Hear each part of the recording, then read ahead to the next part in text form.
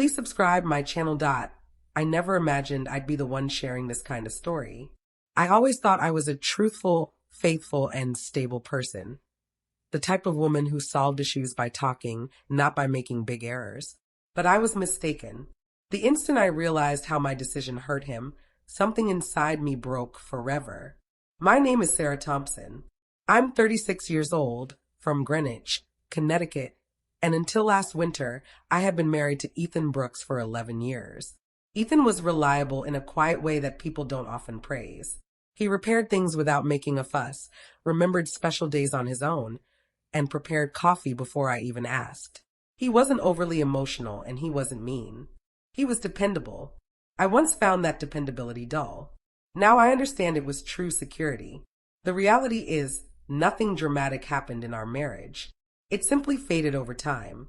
Talks turned into everyday matters. Physical closeness grew short and rare. We moved past each other like colleagues in the same office. I convinced myself this was typical. Many people said long-term relationships lose their spark. I didn't see how isolated I had grown until someone paid attention to me once more. His name was Dylan Harris. He was part of a company that worked with my own. He truly paid attention when I talked. His gaze was steady and his questions were caring.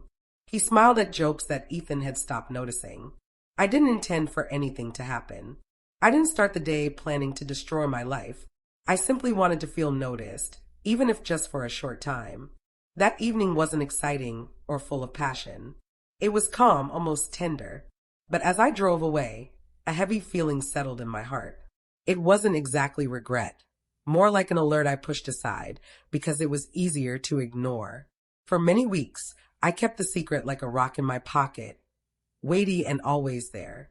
Ethan noticed a change. He usually did. He asked if I felt all right. I replied that I was just worn out.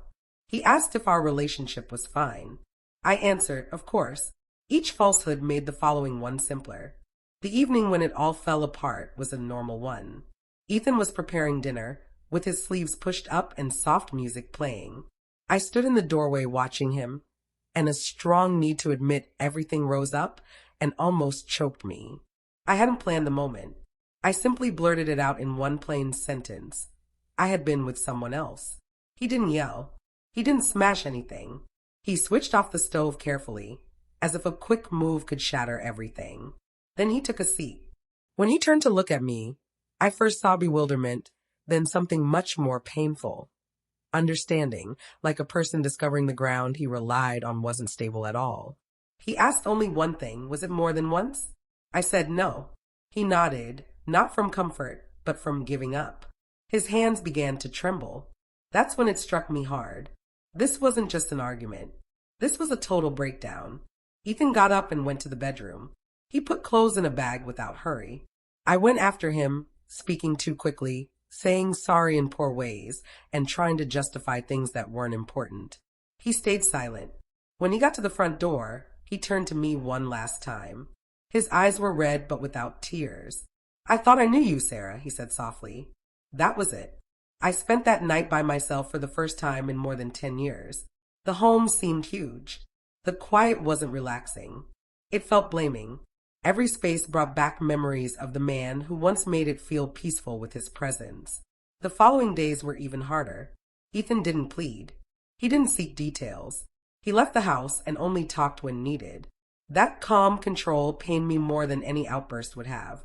I wished he would shout or demand answers from me. Instead, he pulled away. And in that gap, I at last saw the full harm I had caused. I met him a week later to handle some documents. He appeared slimmer and seemed older. When I asked about him, he replied that he was figuring out how to rest at night again. Then he thanked me for telling the truth, eventually. That kind of shattered me. Many think being unfaithful is driven by strong attraction. For me, it was about escaping. I escaped the unease of saying I felt unhappy. I escaped the effort needed to fix something ordinary. I took the easy path and lost something priceless in return. Dylan attempted to reach out to me. I didn't respond.